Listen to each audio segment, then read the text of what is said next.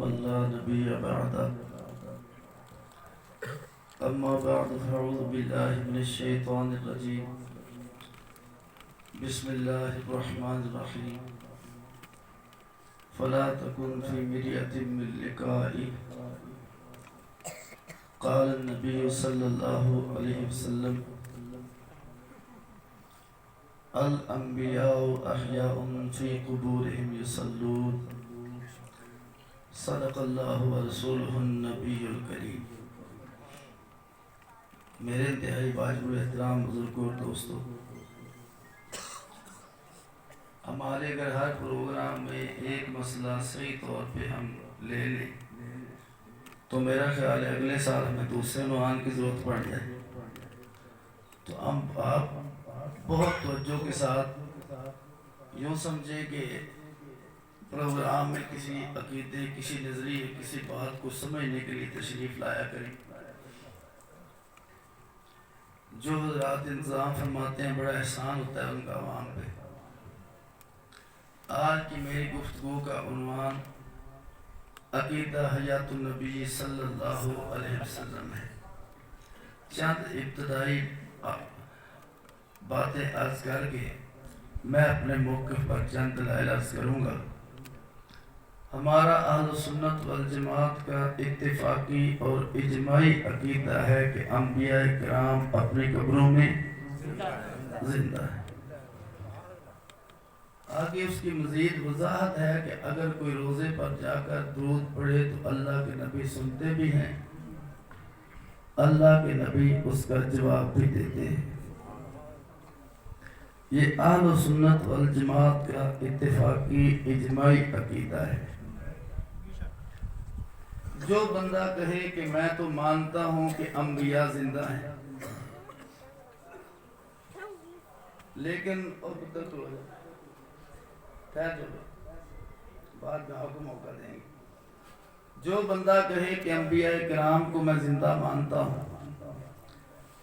لیکن دنیا والی قبر میں نہیں، اس جسم کو نہیں، اور جگہ نبی کو زندہ مانتا ہوں۔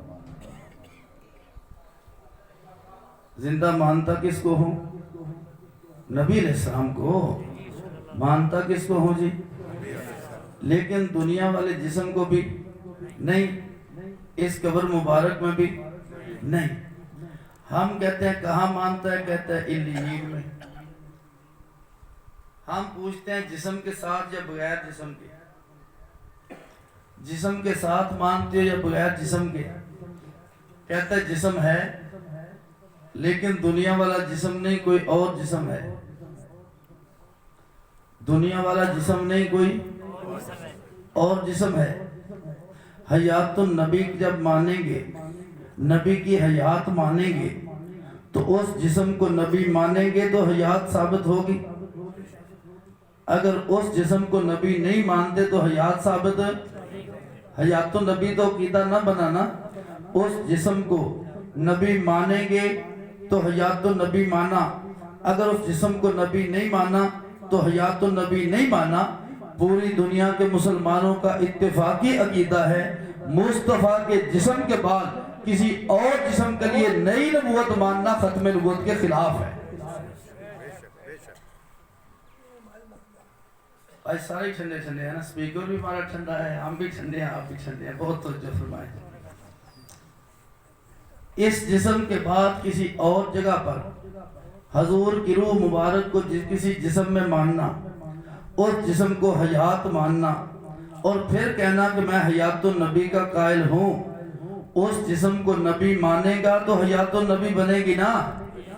اور حضور علیہ السلام کے بعد کسی اور جسم کے لیے نبوت تسلیم کرنا یہ مصطفیٰ کی ختم نبوت کے خلاف ہے۔ اس لیے ہم کہتے ہیں علیین کی حیات والو ختم نبوت کا عقیدہ ضرور بچاؤ، ختم نبوت کا عقیدہ نہ بچا تو ایمان کا ذرہ نہیں بچے۔ ایسے ہے اگر ایک کہے علیین میں نئے نبی کو، نئے جسم کو نبوت مل سکتی ہے، اور دوسرا کہے اس دنیا میں نئے جسم کو نبوت مل سکتی ہے، فرق ہے؟ نہیں نا۔ ایک کہتا ہے یہاں نئے جسم کو نبوت مل سکتی ہے، ایک کہتا ہے علیین میں یہ جسم کو نبوت مل سکتی ہے، ادھر والے نے بھی مصطفیٰ کے بعد اور جسم کو نبی مانا، ادھر والے نے بھی مصطفیٰ کے بعد اور جسم کو نبی مانا، اور مصطفیٰ کے جسد عطر کے بعد کسی اور جسم میں نبوت کا ماننا یہ ختم نبوت کے منافی ہے۔ یہ نہ کہیں ہو اپنا عقیدہ بد ثابت کرتے کرتے ختم نبوت کا انکار کر بیٹھے۔ دوسری بات بہت توجہ سے، بعض لوگ اپنے عقیدے کے تحفظ میں یہاں تک کہہ بیٹھے کہ حیات النبی کو تو مانتے ہیں لیکن جسم نبی نہیں ہوتا، اکیلا روح نبی ہوتا ہے۔ نعوذ باللہ من ذالک۔ علماء بیٹھے ہیں، عوام بیٹھی ہے۔ میرے دوستو ابتدائی کتابیں اٹھاؤ، ابتدائی کتابیں اٹھا کر ان کتابوں میں عقیدہ اہل سنت والجماعت کا اتفاقی پڑھو۔ نبی کہتے کسے ہیں؟ نبی ہوا انسان بعثہ اللہ تعالی الی الخلق لتبلیغ احکام ہی۔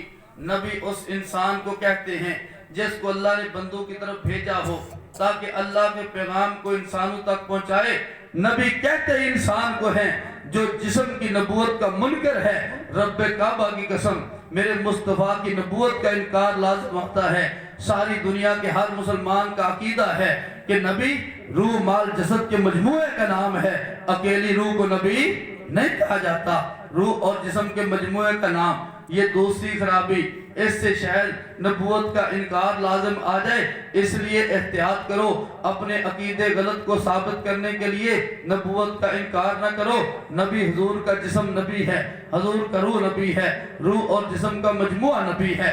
بہت توجہ فرمائیں، اس پہ بیچاروں نے کہا کیا؟ کہتے ہیں کہ نبی کریم صلی اللہ علیہ وسلم کا ارشاد ہے میں نبی تھا، آدم علیہ السلام ابھی تک پانی اور مٹی کے درمیان میں تھا، کنت نبیًا، میں نبی تھا اور آدم علیہ السلام مٹی اور پانی کے درمیان تھے۔ کہتے ہیں آؤ حضور تو اس وقت نبی تھے، اس وقت حضور کا جسم نہیں تھا۔ دلیل دے کے کہتے ہیں دیکھو روح نبی تھا۔ میں نے کہا نہیں، روح نبی نہیں تھا، روح اور جسم کا مجموعہ نبی تھا۔ مطلب کیا ہے؟ حضرت عیسیٰ بن مریم جب بچے ہیں، چھوٹے ہیں، بچپن میں ہیں، ابھی گود میں ہیں، ابھی بالکل چھوٹے بچے ہیں، حضرت مریم علیہ السلام کی طرف سے صفائی دیتے ہیں اور یوں کہتے ہیں انی عبداللہ آتانی الکتاب، میں اللہ کا بندہ ہوں اور مجھے اللہ نے کتاب عطا کی ہے، مجھے نبوت عطا کی ہے۔ حالانکہ اس وقت ان کے پاس کتاب بھی نہیں تھی، ان کو نبوت بھی ملی نہیں تھی، کتاب کا ملنا بھی طے ہوا تھا، نبوت کا ملنا بھی طے ہوا تھا۔ یہاں بھی بات طے ہو جانے کی ہے، اس وقت ہونے کی نہیں ہے۔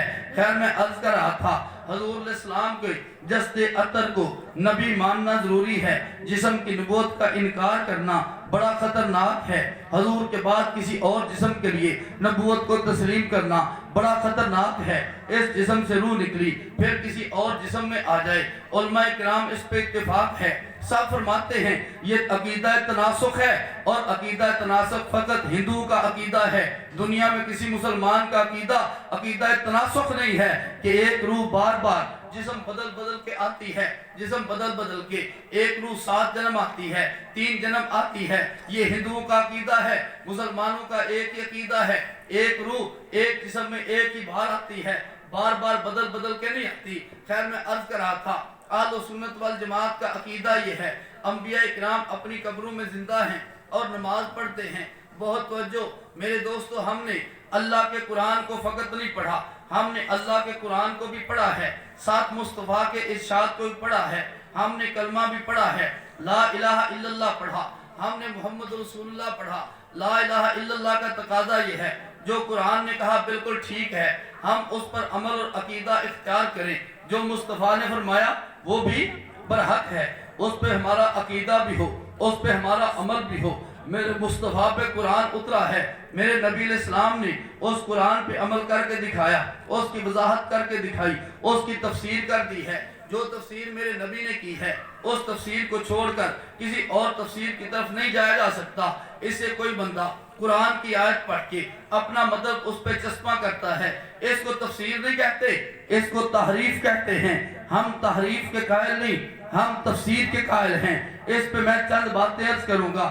نمبر 1، قرآن کریم میں اللہ تبارک و تعالی نے ارشاد فرمایا فَلَا تَكُنْ فِي مِرْيَةٍ مِّن لِقَائِهِ، اے محمد صلی اللہ علیہ وسلم جو آپ کی ملاقات حضرت موسیٰ علیہ السلام سے ہوئی، آپ اس ملاقات میں شک نہ کریں جو آپ کی ملاقات حضرت موسیٰ علیہ السلام سے ہوئی، آپ اس ملاقات میں شک نہ کریں۔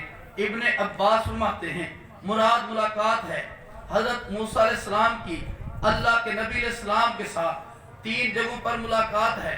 ایک جگہ پر فقط میرے اور آپ کے نبی نے حضرت موسیٰ علیہ السلام کو دیکھا ہے، 2 جگہوں پر ملاقات ہوئی ہے۔ اللہ کے نبی علیہ السلام نے ارشاد فرمایا مررت علی موسیٰ لیلۃ اسری بی، میرا گزر حضرت موسیٰ علیہ السلام پر ہوا اس رات جس دن میں نے معراج کا سفر کیا۔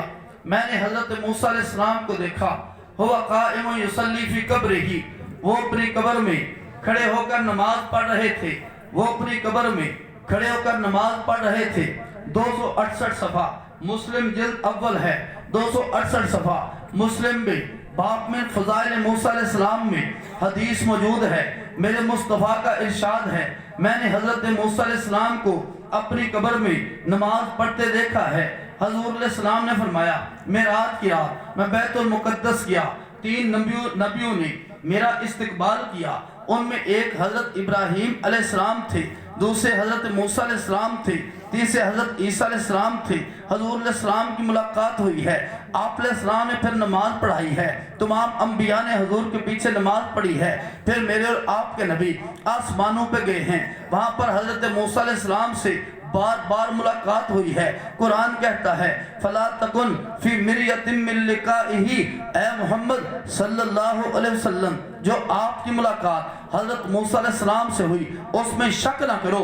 جب مصطفیٰ کو حکم ہے آپ شک نہ کریں، امتی کو بھی شک کرنے کی گنجائش نہیں، اور ملاقات زندوں کی ہوتی ہے، مردوں کی ملاقات نہیں ہوتی۔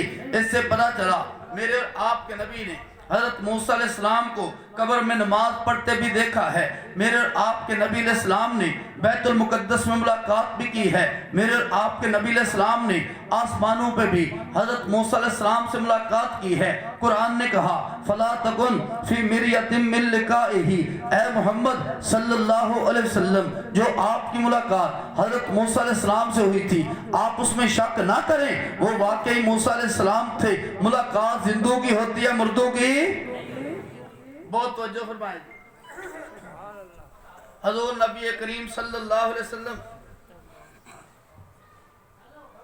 نبی کریم صلی اللہ علیہ وسلم کی ملاقات ہوئی، ملاقات زندوں کی ہوتی ہے۔ بہانہ اور عذر کر کے مصطفیٰ کی بات کا انکار کرنا اس کا کوئی جواز نہیں ہے، عذر کر کے قرآن کی آیت کو چھوڑ دینا اس کا کوئی جواز نہیں۔ بہت توجہ فرمائیں۔ لوگوں نے کہا یہ معجزہ تھا میرے نبی کا، حضرت موسیٰ علیہ السلام کو قبر میں نماز پڑھتے دیکھا ہے، یہ معجزہ تھا میرے نبی کا۔ معجزہ قانون نہیں ہوتا، میری آپ کی بات قانون پہ ہے، معجزے پہ نہیں ہے۔ لیکن بہت توجہ کریں، میرے اور آپ کے نبی علیہ السلام نے حضرت موسیٰ علیہ السلام کو قبر میں نماز پڑھتے دیکھا ہے، یہ دیکھنا میرے اور آپ کے نبی کا معجزہ ہے۔ حضرت موسیٰ علیہ السلام کا وہاں پہ نماز پڑھنا یہ معجزہ نہیں ہے، یہ رب کا قانون ہے۔ اس کو یوں سمجھے، حضور علیہ السلام معراج سے واپس تشریف لاتے ہیں، مشرکین مکہ کہتے ہیں ہم آپ کے بیت المقدس کی سیر کو تسلیم نہیں کرتے، ہم آسمانوں کی سیر کو تسلیم نہیں کرتے۔ اگر واقعی آپ بیت المقدس گئے ہیں تو ہمیں وہاں کی نشانیاں بتاؤ۔ میرے اور آپ کے نبی پریشان ہوتے ہیں، نشانیاں کیسے بتائیں گے؟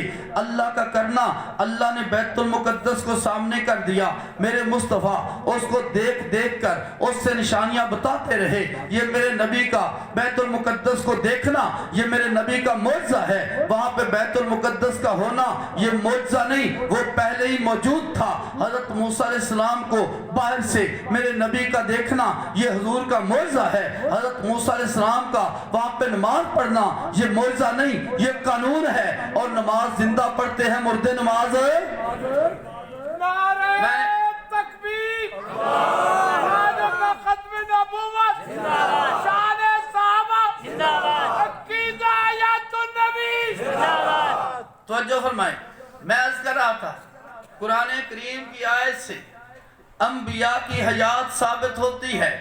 نمبر 2، قرآن کہتا ہے وَلَا تَقُولُوا لِمَنْ يُقْتَلُ فِي سَبِيلِ اللَّهِ أَمْوَاتٌ، جو رب کی راہ میں شہید ہو جائیں تم انہیں مردہ نہ کہو بل احیا بلکہ وہ زندہ ہیں ولکن لا تشعرون لیکن تمہیں شعور نہیں ہے جو قتل ہوتا ہے شہید ہوتا ہے وہ جسم ہوتا ہے جسے لوگ مردہ کہتے ہیں وہ جسم ہوتا ہے قرآن نے کہا جس کو مردہ کہتے ہو اس کو مردہ نہیں کہنا بلکہ وہ زندہ ہے ولیکن لا تشعرون لیکن تمہیں شعور نہیں ہے اس آیت کے تحت فتح الباری میں علامہ ابن حجر نے 603 صفحہ چھٹی جلد میں فرمایا انبیاء کرام بھی نص قرآنی سے شہید ہیں علامہ عینی نے عمدۃ القاری کی 16ویں جلد کے 49 صفحے پر قرآن کی آیت سے ثابت کیا انبیاء کرام بھی شہید ہیں علامہ سخاوی نے القول البدیع کے 173 صفحہ پر فرمایا اس آیت کے تحت انبیاء کرام بھی شہید ہیں اور اسی طرح علامہ سیوطی نے الحاوی للفتاوی کے صفحہ 556 پہ اس آیت سے استدلال کیا کہ انبیاء کرام بھی شہید ہیں اور قرآن کہتا ہے جو شہید ہے اسے مردہ نہ کہو بلکہ وہ زندہ ہے اس لیے سارے اہل سنت نے اس آیت سے استدلال کیا کہ انبیاء کرام اپنی قبروں میں سپیکر کی توقع نہ رکھیں آپ صرف براہ راست سنتے رہیں جزاک اللہ نمبر 3 جی اس پہ بعض لوگوں نے کہا ایک حدیث میں آتا ہے کہ ایک سبز پرندے کی پوٹ میں اس کی کھانے کی جگہ میں آدمی کی روح کو رکھ دیا جاتا ہے شہید کی روح کو وہ جنت میں گھومتا پھرتا رہتا ہے جب وہ جنت میں گھومتا پھرتا رہتا ہے جنت کی سیر کرتا رہتا ہے معلوم ہوا اس کو جو حیات حاصل ہوئی ہے وہ اس کی روح کو جنت میں حیات حاصل ہوئی ہے وہ پرندے کی شکل میں جنت میں جہاں چاہتا ہے سیر کرتا رہتا ہے کہتے ہیں جب جہاں چاہے سیر کرتا رہے وَلَا تَقُولُوا لِمَنْ يُقْتَلُ فِي سَبِيلِ میں یہ حیات مراد ہے جنت کی جو اہل و سنت جسم کی حیات کہتے ہیں اس کا اس آیت سے کوئی تعلق نہیں ہے یہ میں نے سوال عرض کیا بہت توجہ فرمائیں ہم کہتے ہیں دیکھو حضور علیہ السلام نے ارشاد فرمایا شہید کی روح کو جنت میں ایک پرندے کی پوٹ میں رکھا جاتا ہے وہ جنت کی سیر کرتا رہتا ہے جنت کی سیر کرتا رہتا ہے اس سیر کرنے سے ہمیں انکار نہیں لیکن تو کہتا ہے نبی کو جس میں مثالی ملا پھر نبی کو حیات ملی تو پھر تو علل اعلان یہ کیوں نہیں کہتا اس وقت تمام انبیاء نعوذ باللہ پرندے کی شکل میں ہیں قرآن تو کہتا ہے لقد خلقنا الانسان فی احسن تقویم ولقد کرمنا بنی آدم لیکن تو کہتا ہے اتنا بڑا اعزاز پانے والے انبیاء کرام نعوذ باللہ جنت میں پرندے کی شکل میں ہیں میرے دوستا یہ جس میں مثالی نہیں مثال تو وہ ہوتی ہے جو موصل لہو کے مطابق ہو یہاں پہ انسان وہاں پرندہ جسم مثالی ہو ہی نہیں سکتا ایسے انسان کی مثال پرندہ ہو سکتا ہے نہیں ہو سکتا بہت توجہ فرمائیں دو باتیں یہاں پہ یاد رکھیں اب ہم نہ ادھر کے ہیں نہ ادھر کے ہیں دو باتیں یاد رکھیں نہیں اسپیکر نہیں اونچا نہیں ہو سکتا توجہ رکھیں اس کی ہے اتنا وہ سسٹم ہے توجہ فرمائیں دو باتیں ذہن میں رکھیں حدیث میں روحانی حیات کا ذکر آیا ہے کہ شہید کی روح جنت میں زندہ ہوتی ہے گھومتی پھرتی سیر کرتی ہے اور قرآن میں اس کے جسم کا زندہ ہونا آیا ہے حدیث میں روح کا زندہ ہونا آیا ہے اور قرآن میں جسم کا زندہ ہونا آیا ہے ہم نے روح کو بھی زندہ تسلیم کیا ہے ہم نے جسم کو بھی زندہ قرآن نے کہا انما یرید اللہ لیذہب عنکم اہل البیت ویطہرکم تطہیرا قرآن نے حضور کی ازواج کو اہل بیت کہا میرے آپ کے نبی نے دعا کر کے حضرت حسن و حسین کو علی و فاطمہ کو رضی اللہ تعالی عنہم دعا کر کے ان کو داخل کرا لیا جس کو حدیث میں اہل بیت کہا گیا ہم نے ان کو بھی اہل بیت مانا جن کو قرآن نے اہل بیت کہا ہم نے ان کو بھی اہل بیت مانا. یہاں پر قرآن نے جسم کی حیات کو بیان کیا, ہم نے اس کو مانا.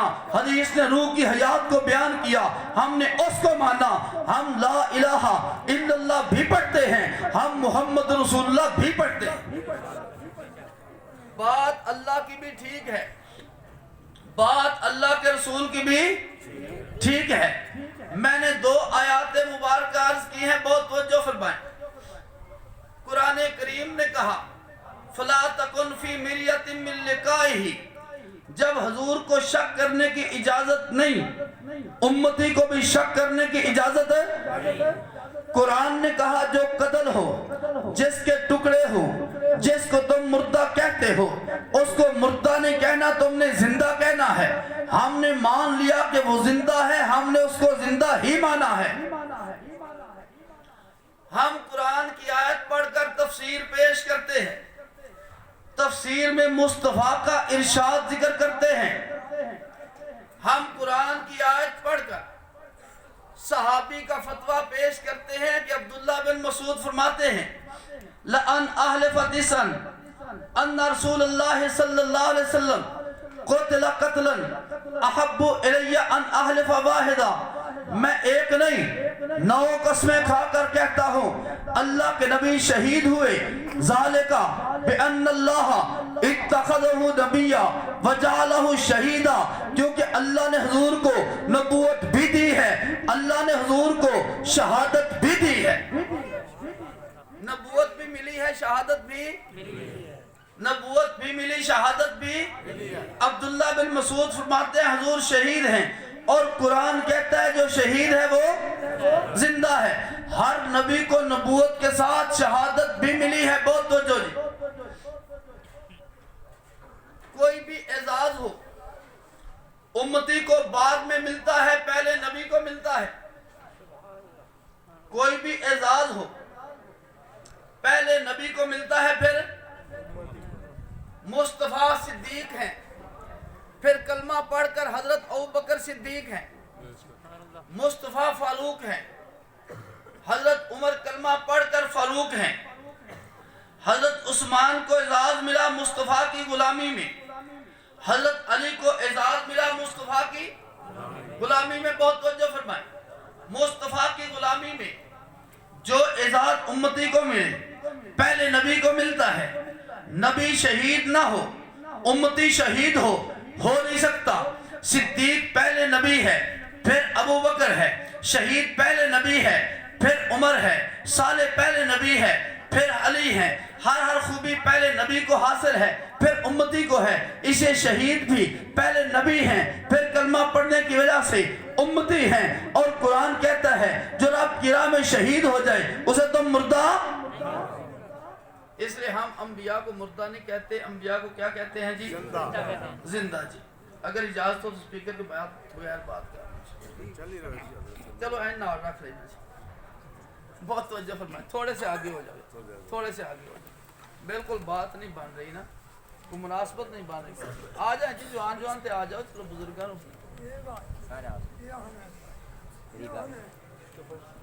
میں ایڈی دوروں آیا ہوں گفتگو سے سن لوں.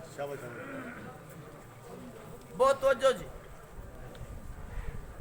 قرآن کہتا ہے زندہ لیکن تمہیں شعور نہیں ہے. اپنی آنکھ سے دیکھو تو تمہیں زندہ نہیں لگتا, تم چھو کر دیکھو تمہیں زندہ نہیں لگتا, تم ہاتھ لگا کر دیکھو تمہیں زندہ نہیں لگتا, لیکن ہے کیا؟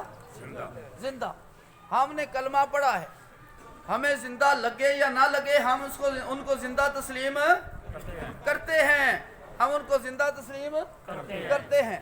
زندہ لگیں یا نہ لگیں ہم ان کو زندہ تسلیم کرتے ہیں, کیونکہ قرآن نے کیا کہا وہ کیا ہے جی؟ زندہ ہیں.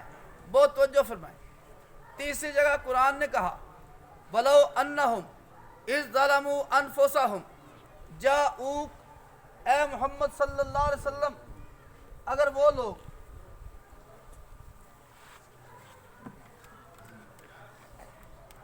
یہ تیسری ٹرائی ہے جی.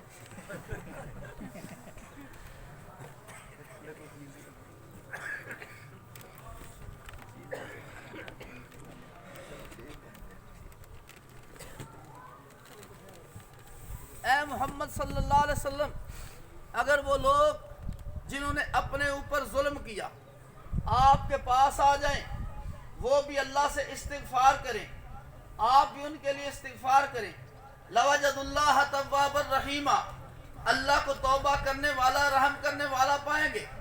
تمام مفسرین نے لکھا اللہ کے نبی علیہ السلام کی وفات کے بعد ایک وہاں پہ دیہاتی آئے، اس نے کہا اے محمد صلی اللہ علیہ وسلم میں کسی پتھر کے پاس نہیں آیا، میں آپ کے پاس حاضر ہوا ہوں، میں نے قرآن کریم کی آیت پڑھی ہے وَلَوْ أَنَّهُمْ إِذْ ظَلَمُوا أَنفُسَهُمْ جَاءُوكَ فَاسْتَغْفِرُوا اللَّهَ وَاسْتَغْفَرَ لَهُمُ الرَّسُولُ لَوَجَدُوا اللَّهَ تَوَّابًا رَحِيمًا۔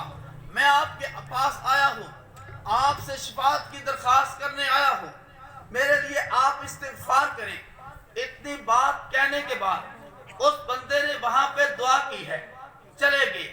راوی کہتے ہیں مجھے نیند آئی، خواب میں بتایا گیا کہ اس کو یہ خوشخبری دے دو قد غفر لک، جا تیری بخشش کر دی گئی ہے۔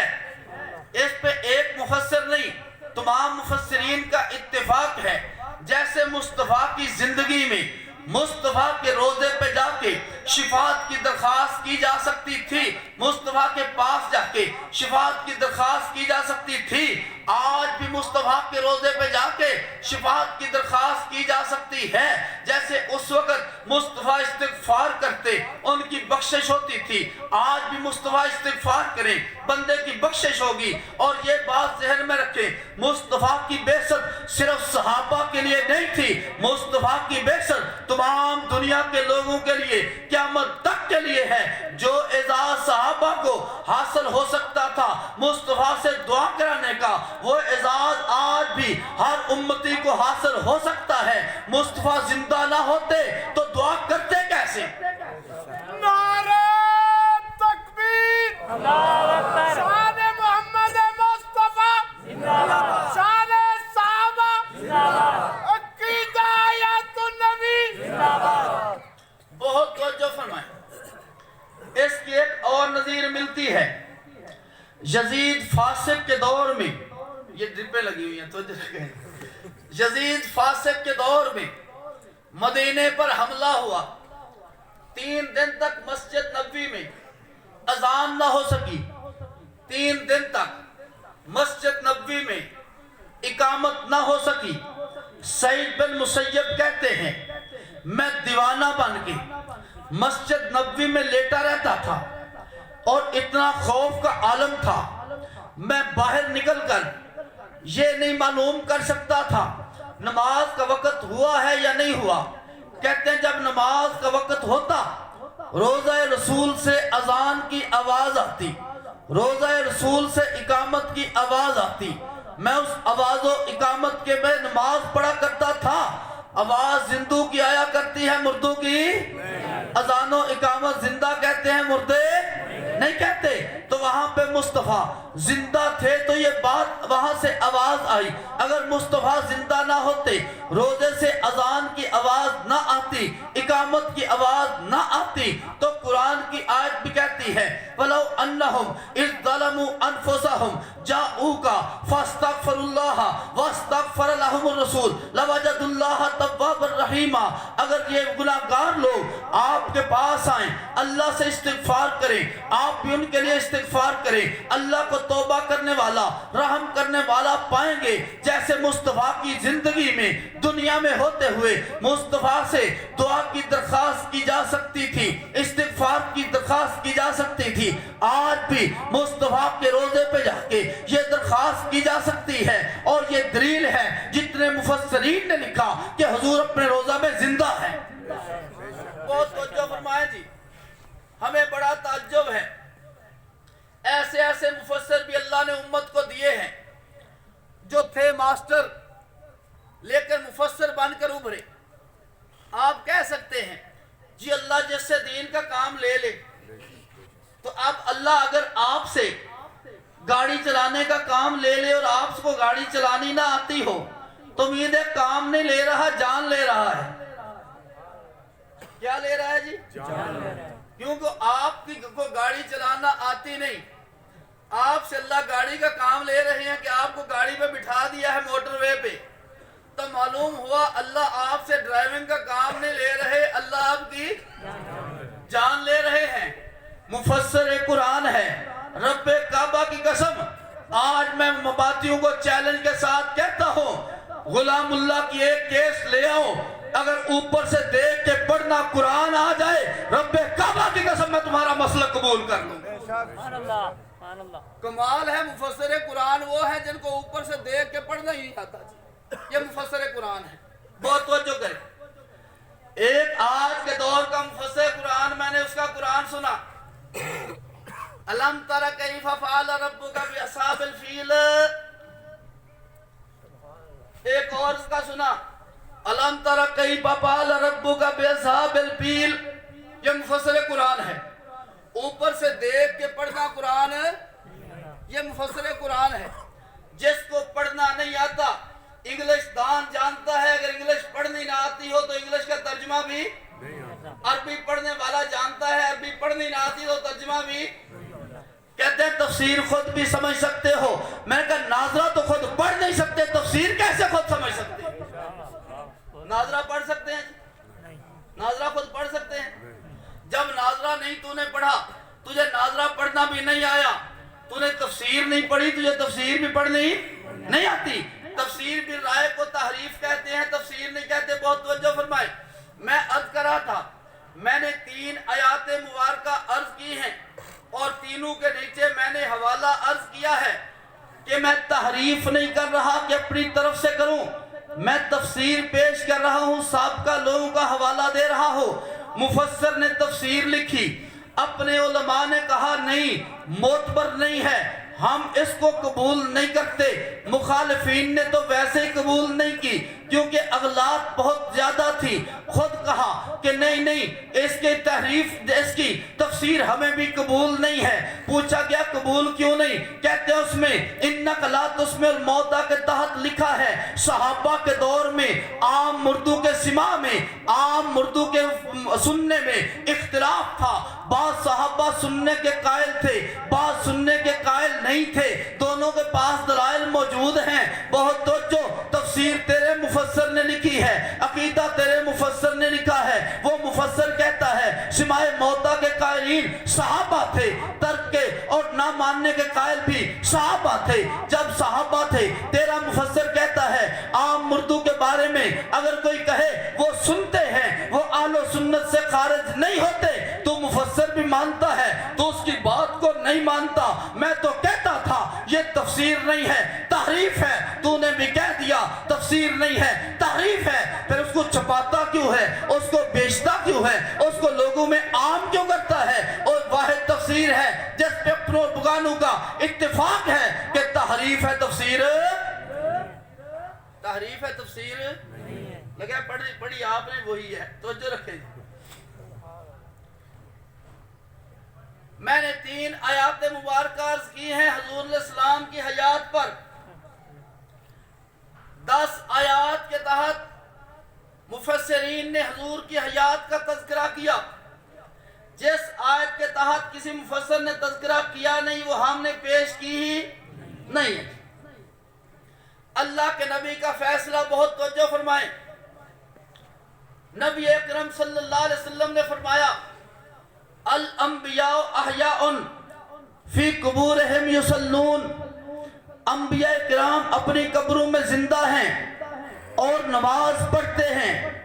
میں نے 30 محدث دیکھے جو کہتے ہیں حدیث بالکل صحیح ہے، آخر میں شیخ زکریا فرماتے ہیں حدیث بالکل صحیح ہے، اور پہلے محدثین میں سے ابن حجر نے صحیح کہا، علامہ صاحب امام بہقی نے صحیح کہا، علامہ سخاوی نے صحیح کہا، بہت سارے مفسرین نے اس حدیث کو صحیح کہا۔ میں نے 30 محدث دیکھے جو کہتے ہیں کہ حدیث صحیح ہے، انبیاء اپنی قبروں میں زندہ ہیں اور نماز پڑھتے ہیں۔ ہم نے حضور علیہ السلام کی بات پہ ایمان رکھا، ہم نے حضور علیہ السلام کی بات کو تسلیم کی۔ حدیث نمبر 2، اس حدیث پہ ایک بات عرض کر دوں، بعض لوگ کہتے ہیں حضور نے عبادت کرنی تھی وفات تک، اس حدیث میں ذکر ہے وفات کے بعد کی عبادت کا، بعد میں کیسے عبادت ہو گئی؟ رب تیرے میرے قانون کا پابند نہیں ہے، اللہ نے فرما دیا، انبیاء اللہ کے نبی نے فرما دیا انبیاء اپنی قبروں میں زندہ ہیں، نماز پڑھتے ہیں، ہم نے تسلیم کیا کہ واقعی انبیاء اپنی قبروں میں زندہ ہیں، نماز بہت توجہ فرمائیں۔ انبیاء کرام کا نماز پڑھنا صرف ثابت نہیں، اور لوگوں کی عبادتیں بھی ثابت ہیں۔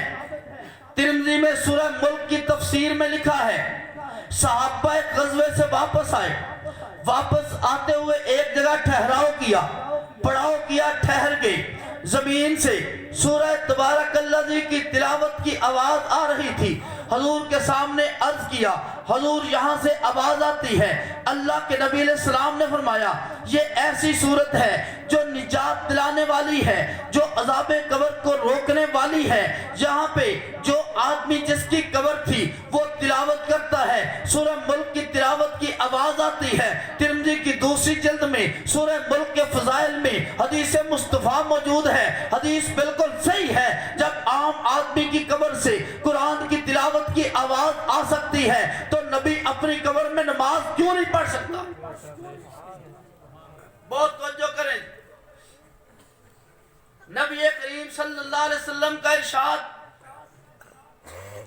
صفحہ 157 ابو داؤد جلد اول ہے، راوی حضرت ابو ہریرہ رضی اللہ تعالی عنہ، ما من احد یسلم علی الا رد اللہ علی روحی حتی ارد علیہ السلام، جب کوئی میرا امتی مجھ پہ سلام پڑھتا ہے اللہ مجھے بولنے کی طاقت دیتے ہیں، میں اس سلام کا جواب دیتا ہوں۔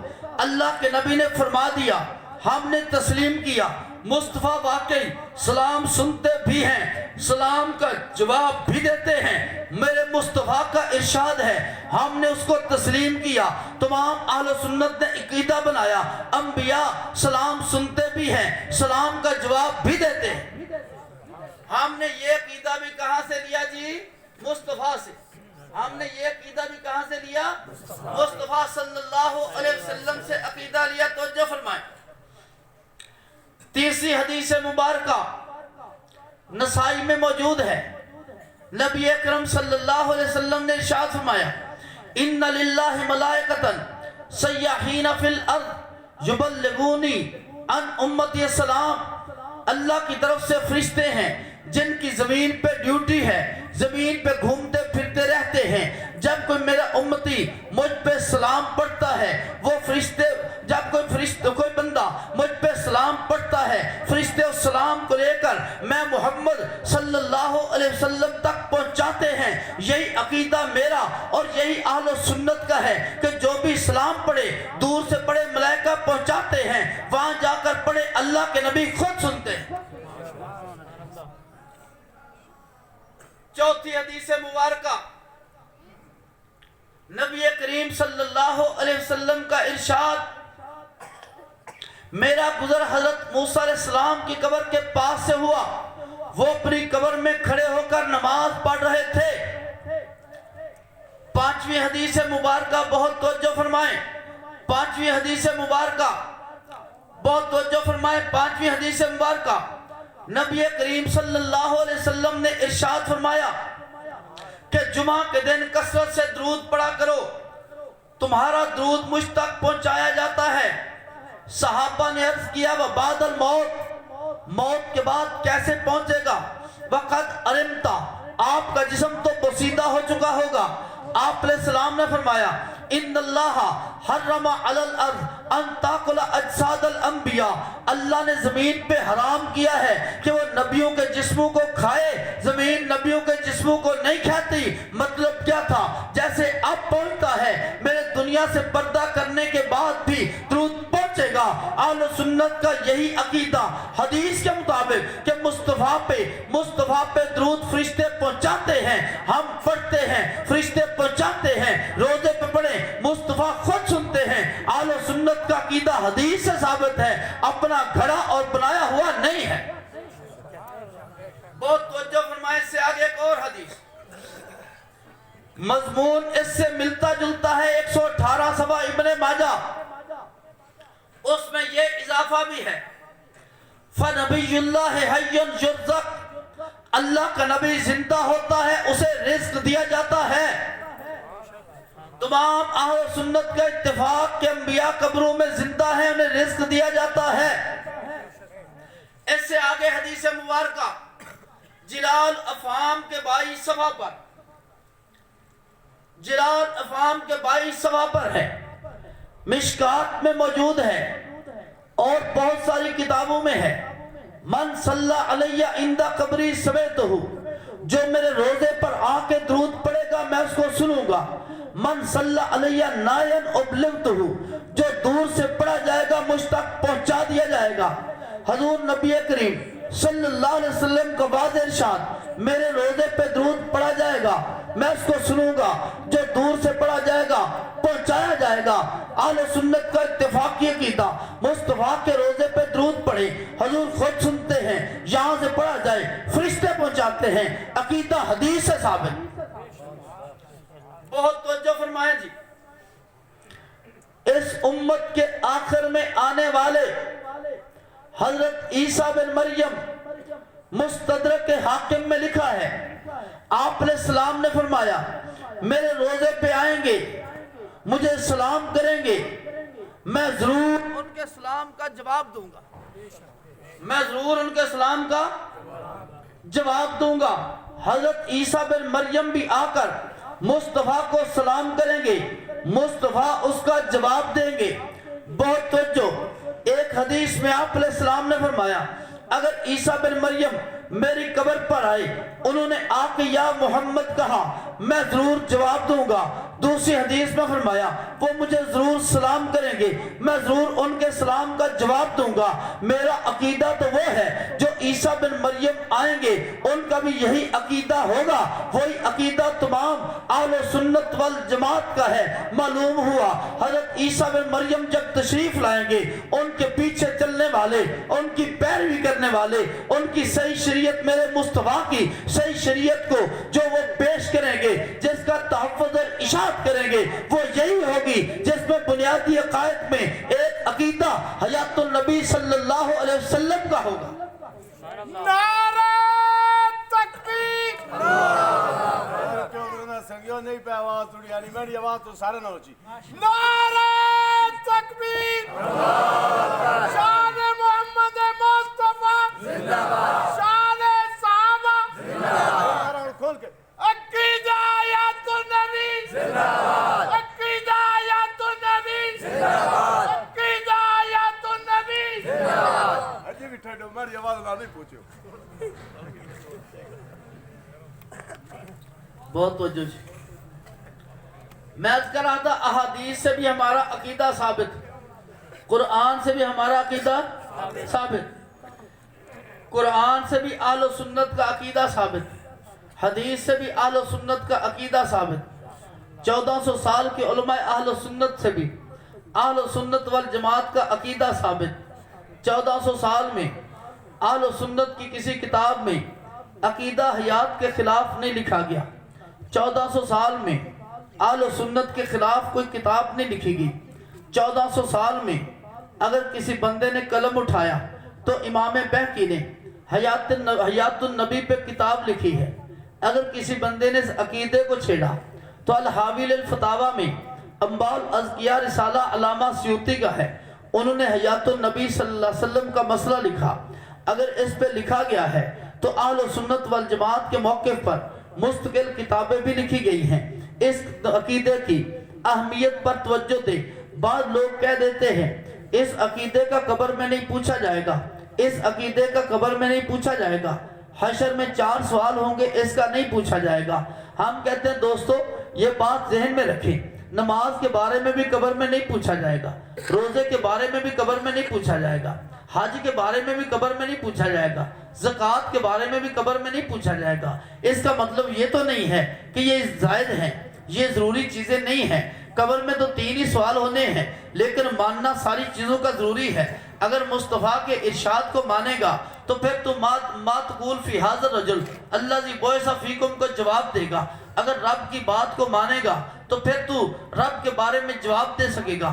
اگر مصطفیٰ کی شریعت کو مانے گا مصطفیٰ کے دین کے بارے میں جواب دے سکے گا۔ اگر قرآن کی ہر آیت میں تو نے تحریف کر کے اپنا عقیدہ تبدیل کرنے کی، اپنا عقیدہ ثابت کرنے کی کوشش کی، مصطفیٰ کے ہر ارشاد کو چھوڑ کر اس سے روگردانی کرنے کی کوشش کی، مصطفیٰ کی شریعت میں علماء احناف نے، فقہ کرام نے، چاروں ائمہ نے عقیدہ حیات النبی لکھا ہے، ان چاروں سے تو نے روگردانی کی ہے، تو پھر تو ان سوالوں کا جواب بھی نہیں دے سکے گا۔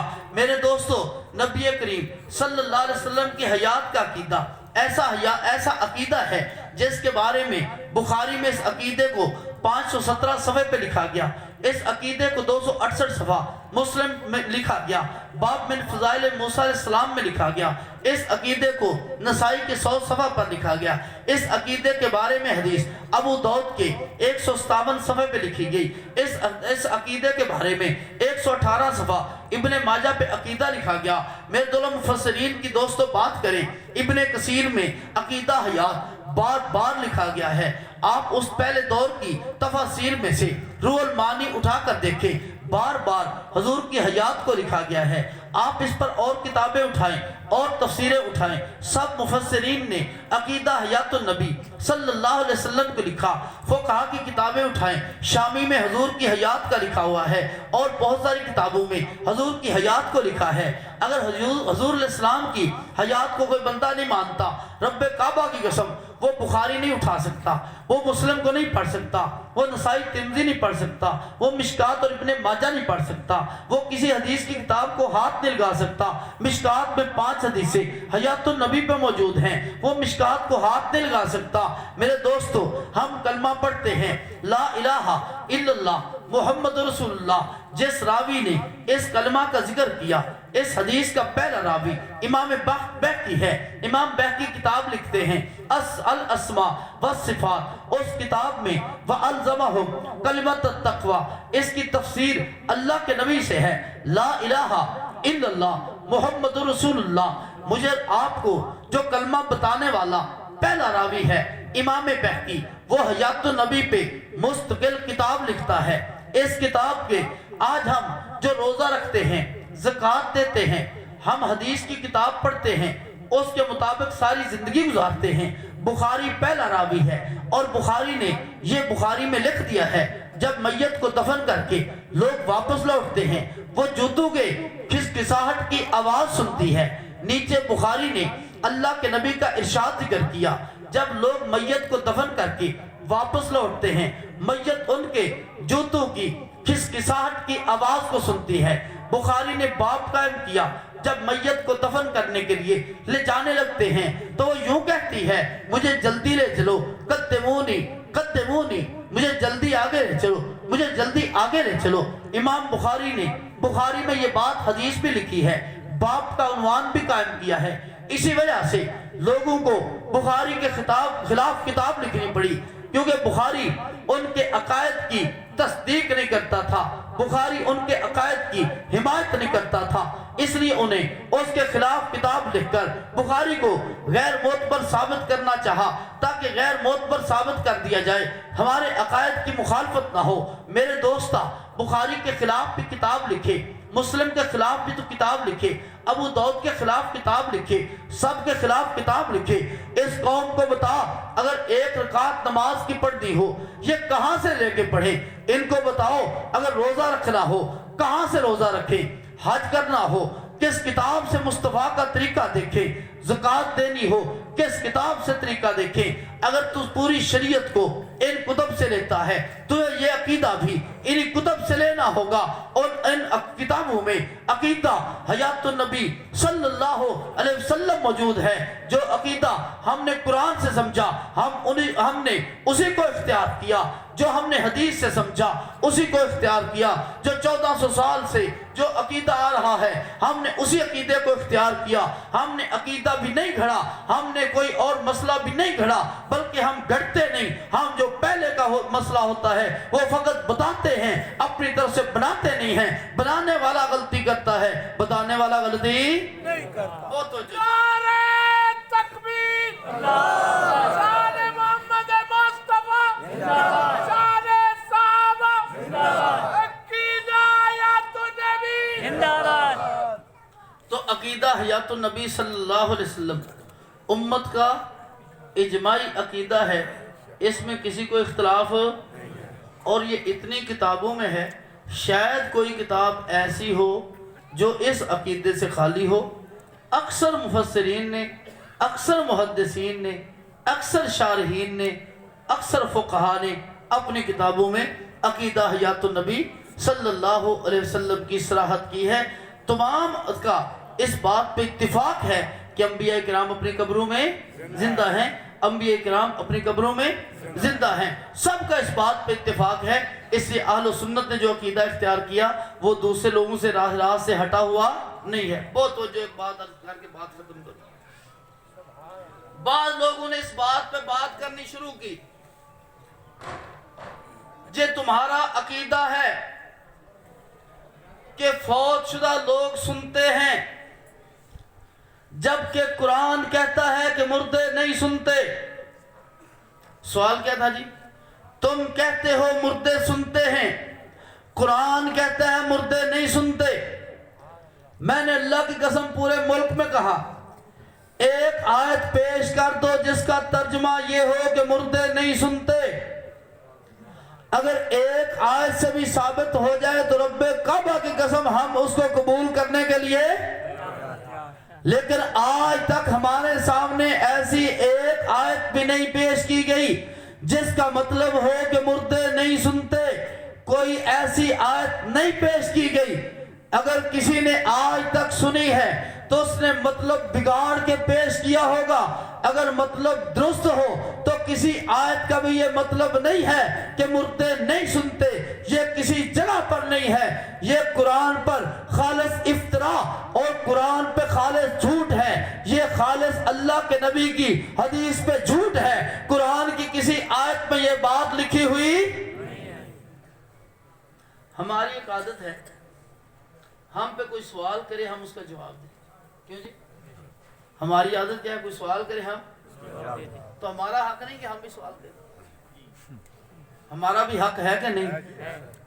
दुनिया की अकलौती तफसीर वालों, रब्बे काबा की कसम, हमने बारहा और मौलाना अब्दुल शकूर तिरमिज़ी रहमतुल्लाह अलैह ने उस तफसीर पे तनकीद करके अपनी किताब हिदायतुल हैरान में लिख दिया वजाहत के साथ कि हम जवाहिरुल कुरान की अगलात को अलल ऐलान बयान करते हैं और तफसीर बिन राय बहुत सारी जगहों पे है। हजरत ने उसकी वहां पे निशानदेही की है, आज तक उसको तब्दील नहीं किया गया, आज तक उसका माकूल जवाब नहीं दिया गया। आज भी बात वही है कि तफसीर जो जवाहिरुल कुरान लिखी गई उसमें तफसीर नहीं, रब्बे काबा की कसम बहुत सारी आयतों के तहत तहरीफ की गई है। इसलिए हमने बारहा कहा, हम किसी आम किताब की बात नहीं करते, अपनी तफसीर की बात करो। हम साबित करेंगे कि ये तफसीर नहीं, ये तहरीफ है। क्या है ये? तहरीफ है।